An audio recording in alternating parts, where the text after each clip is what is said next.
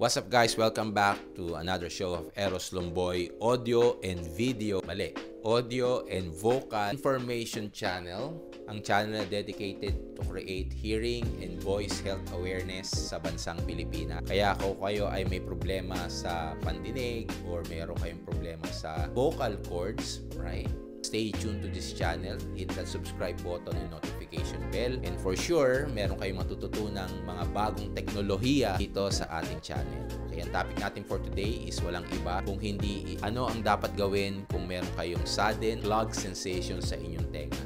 Okay? O yung biglaang pagkakaroon ng clog sensation o baradong pakiramdam sa inyong tenga. Okay? So, thought process natin, kaya natin ginagawa itong content na to is amongst all content sa ating channel, ito yung number 1 na hinahanap ng ating mga viewers. Okay?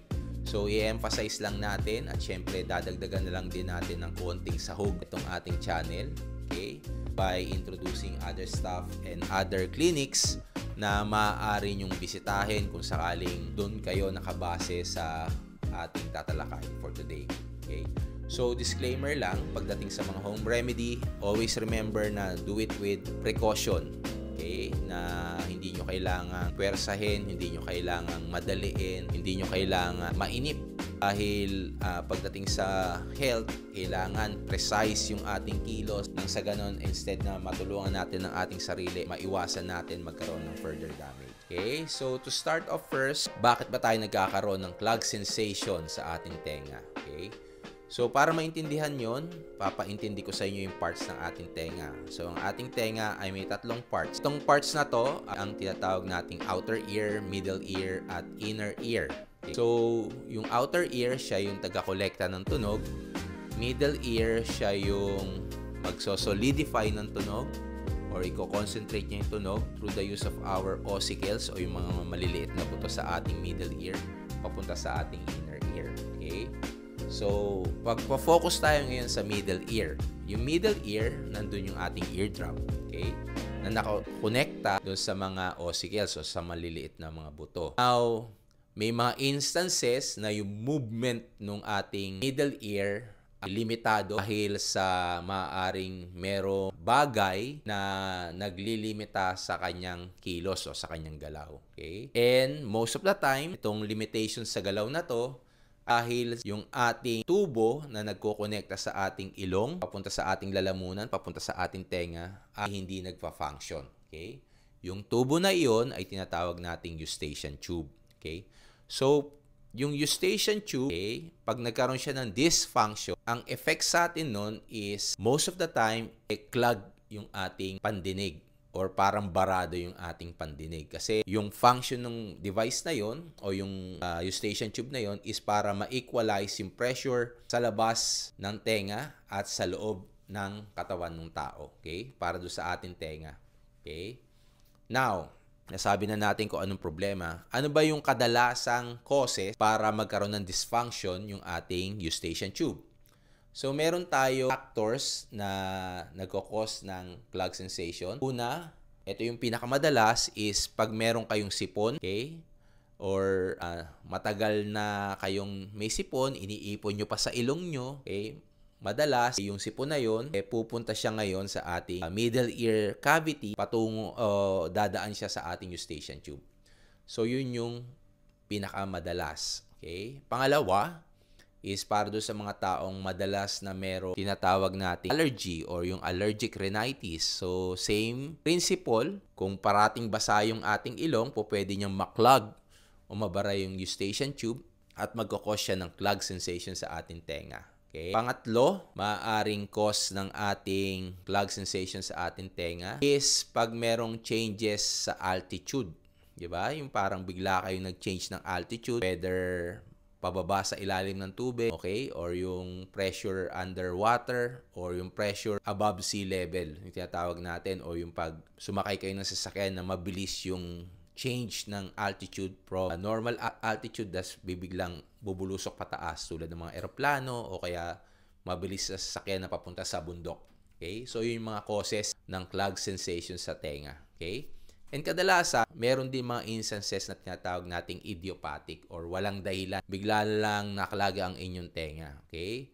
na ang suspecha natin madalas pag ganito ay na virus yung inyong tenga. Okay? So, alam na natin kung ano yung mga posibleng causes kung bakit tayo nagkakaroon ng dysfunction. Now, paano natin siya solvein? So, kung narating nyo na tong part na to, okay, bago ko i-discuss kung paano nyo solvein yung sudden clog sensation sa inyong tenga, pakiusap, pwedeng mag-subscribe, hit that notification bell, and comment down below kung nakarating na kayo dito sa part na ito ng ating presentation. Now, para sa home remedy, so yung mga nakaraan nating episode, iniisa-isa natin yung mga home remedy na pwede nating gawin. Pero dito sa ating episode ngayon, gagawin natin in combination. So, yung first thing that you need to do is siguraduhin na walang nakaharang sa inyong nasal pathway. Okay? So, kung may sipon kayo, madalasan nyo yung pagsinga. Okay?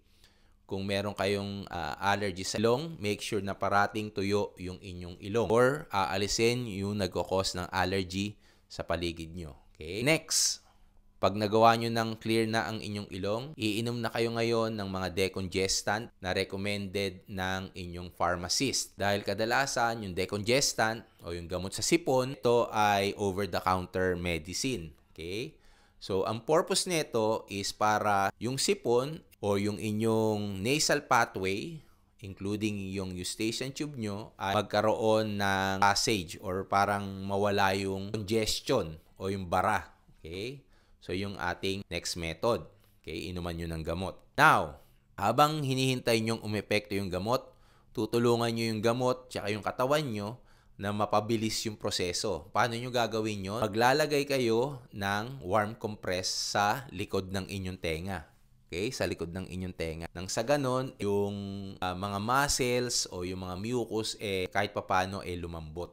Okay? Next step that you need to do is iinuman nyo frequent amount of water, a small amount of water. Okay? So, hindi yung isang buhos na iinuman nyo ng tubig, lulunok-lunok kayo para bumaba yung bara sa inyong tenga. So, kung hindi gagana yon, okay, ang pwede nyong gawin is modify nyo yung method na tinatawag natin Toynbee maneuver, na kung saan isasarado nyo yung ilong nyo at iinom kayo ng tubig. Okay? So, nang sa ganon, yung bara sa inyong middle ear, bumaba papunta sa inyong sikmura.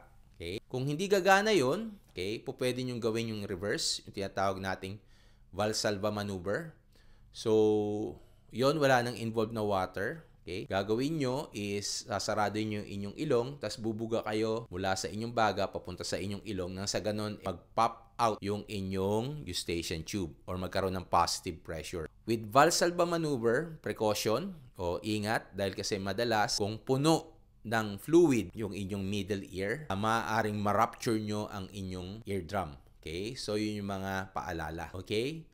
And lastly, dahil nga nakainom na kayo ng gamot, minsan decongestant, pwede rin yung anti-allergy. Ugaliin yung, try yung humikab ng humikab, okay?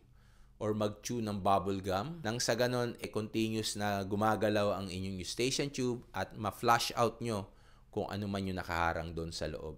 If this method fails, okay, ang next step natin is within 24 hours, okay, na napanood nyo itong video na to at hindi pa rin gumana, see an ENT doctor. Kasi maaring ito yung idiopathic type na nag-cause ng inyong sudden block sensation na kung saan posibleng virus ang nakadali sa inyong tenga and meron lang tayong maliit na window period para gamutin ito. Okay? So, that's all for today's video. I hope you learned something new today. At para dun sa mga bago sa channel na to, okay, kung kayo ay nanonood sa bandang Mindanao, meron tayong bago at maliit na clinic doon, okay? Ang tawag doon sa clinic is Hear Better. So, ang audiologist na naka-station doon ay si Miss Yvonne, okay? So, bisitahin nyo siya, okay? Nang sa ganun, magampanan namin na tulungan kayo bilang audiologist pagdating sa inyong hearing health. Okay? Hanggang sa muli, okay? We will make the disabled able. Paano natin gagawin yon? By hitting that subscribe button and notification bell. And see you in our next video. Paalam! Bye!